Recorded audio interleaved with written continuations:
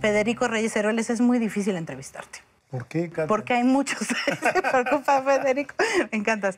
Pues porque hay tantas cosas que hablar contigo. Eres escritor, eres académico, has sido un observador de la vida nacional durante mucho tiempo, pero también has sido creador de instituciones que miden la democracia. Y me decidí a hablar contigo de esto último. Adelante. En diciembre de 2017, hace unos meses, lanzaron una nueva iniciativa llamada Impunidad Cero, que tiene un índice muy novedoso, que es el TAI. Quiero que me expliques, a 3 meses de presentar esta iniciativa, ¿cómo les ha ido? ¿Cómo han reaccionado los gobernadores? Pero primero explícame qué es el TAI. A ver, yo comenzaría por decir que una de mis obsesiones es medir las cosas. Ajá.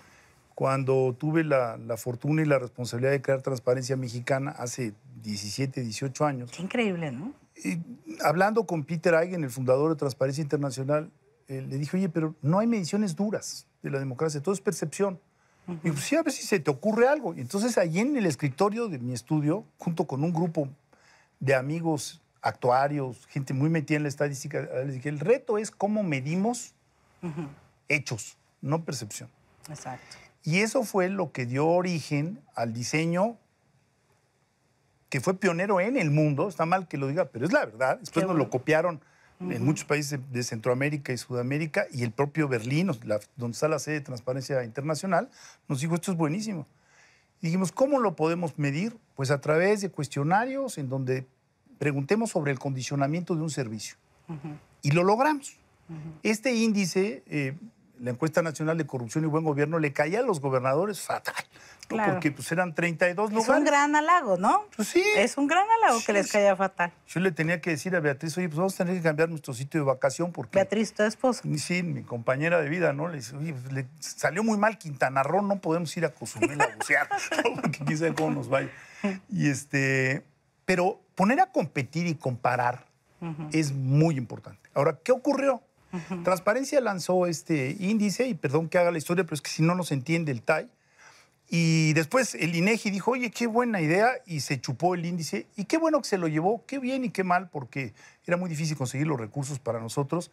Y mal porque no es lo mismo que sea una institución de la sociedad civil a que sea el INEGI, que tiene una gran credibilidad, pero el peso es menor en este tipo de temas. Entonces, cuando un grupo me buscó y me dijo, oye, es que hay que seguirle con el tema del Estado de Derecho, les dije, mira, el Estado de Derecho es demasiado amplio. Vamos a hablar de la próxima estación obligada, que es la impunidad. Tú no puedes tener, Katia, un estado como Durango, en donde el 97.5% de los homicidios dolosos no tiene ninguna consecuencia jurídica. Entonces, avanzamos mucho en transparencia, ahora la gente sabe, y por eso está enojada, porque sabe y se da cuenta que no ocurre nada.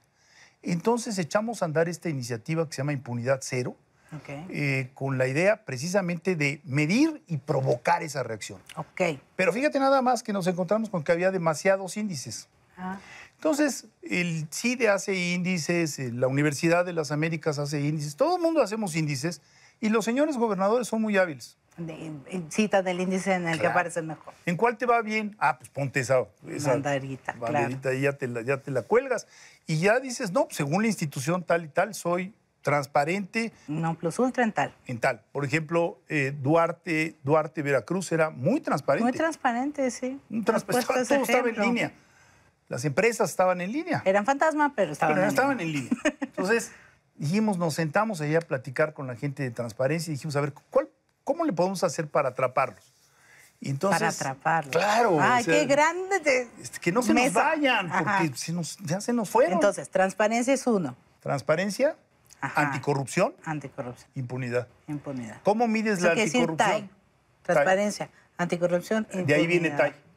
Entonces, la idea es un índice dinámico que se vaya adaptando conforme aparece otro índice. O sea, aparece un nuevo índice y entonces se ajusta.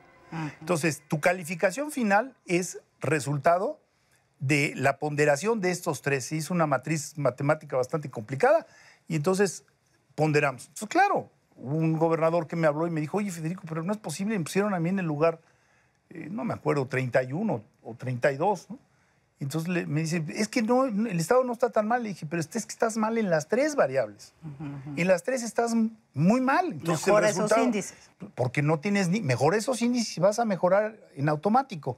Esa es la idea del TAI. Es como una red que no se nos escape ni que podamos... Y que debe tener una continuidad en tiempo, obvio, ¿no? Claro, Sino que entonces chiste. sube, baja. Eso digamos, en la encuesta nacional de corrupción y buen gobierno, nosotros nos dábamos cuenta perfectamente cómo cuando entraban gobernadores con voluntad política, mejoraban las cosas en meses. ¿En meses? En meses. En meses. Querétaro estaba en el lugar 18 o 20 y pasó al primer lugar en año y medio. Bueno, entonces en diciembre sacan estos primeros índices TAI de todo el país. ¿Cuál ha sido la reacción? De enojo, diría yo, de 4 o 5 entidades de la República.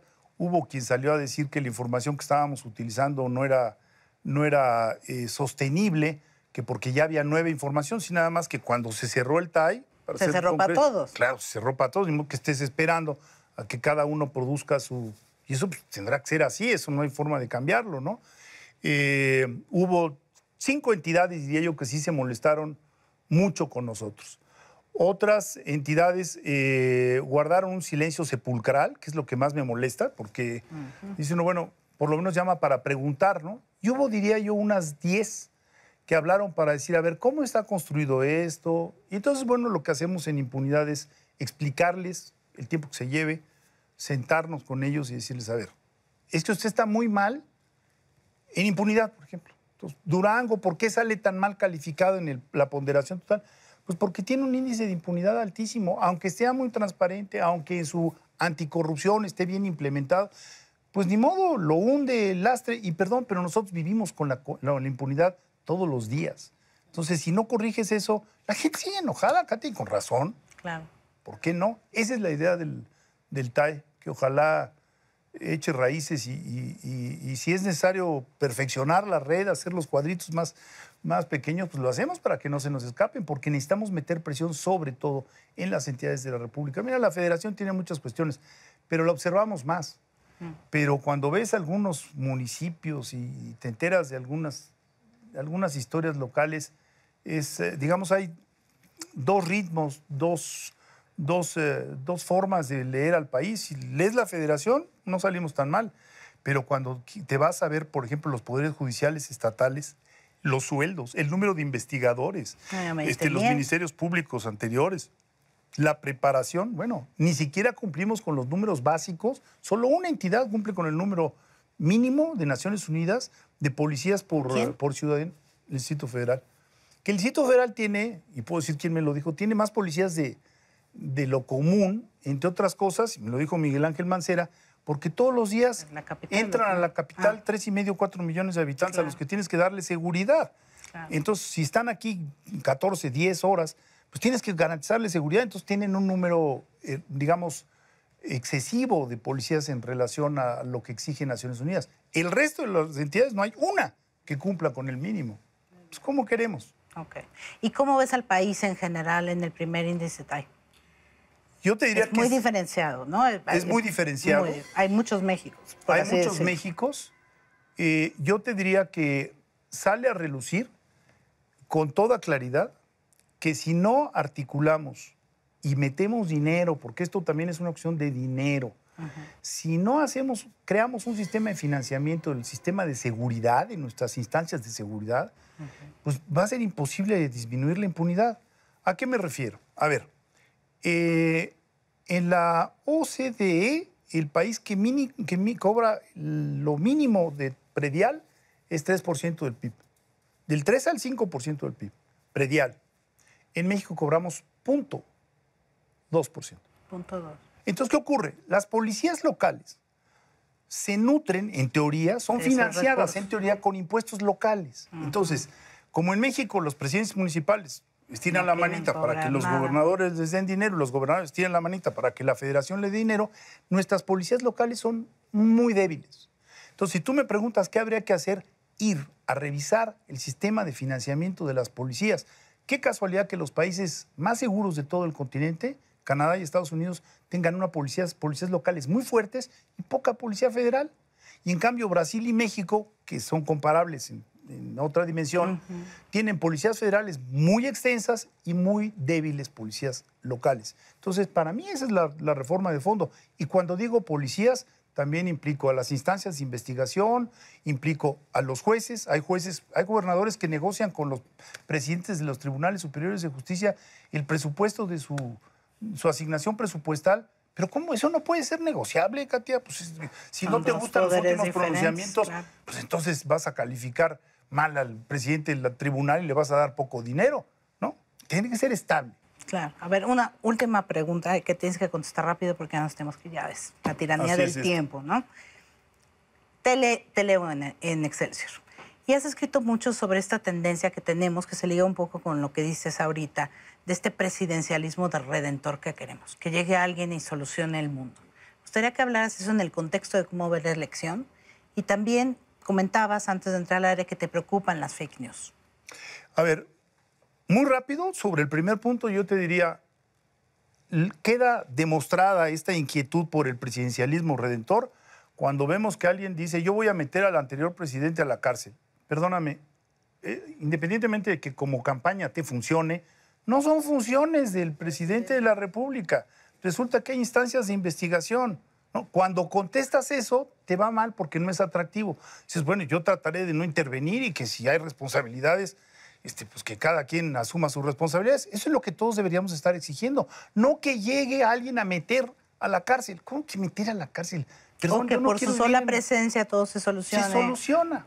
Eso, ¿no? Yo voy a llegar y como yo soy un hombre honesto, entonces todo va a permear, mi actitud va a permear. Me preocupan las fake news, me preocupan muchísimo porque están en México trabajando con este tipo de información desde hace 5 años. Han sido muy eficientes en su forma de trabajo, lograron convencer a la ciudadanía de que la economía está hecha a pedazos cuando no es cierto, lograron convencer de 4 o 5 objetivos que se plantearon, los han obtenido, los han logrado, y entonces vamos a una elección en donde va a predominar la víscera y va a predominar la desinformación. Acuérdate que el objetivo principal de las fake news, estoy pensando Brexit, estoy pensando, por supuesto, Trump, y yo incluiría a México. El objetivo principal es primero el desconcierto, desconcertar a la gente. Si oye, la economía no sabemos qué es verdad, qué es mentira. Y tú pregúntale a la gente, oye, es que se crearon 2 millones de empleos el año pasado, no, eso es falso. La gente no cree ya en nada, y gente que uno supondría informada.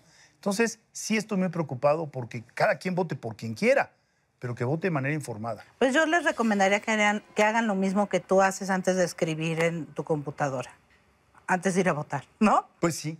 Que respiren, respiren. Que hagan este ejercicio de no hacerlo con la víscera, más con el cerebro, pero que sí vayan a votar. Así es. ¿No? Gracias por venir. No, al contrario. Muchísimas gracias.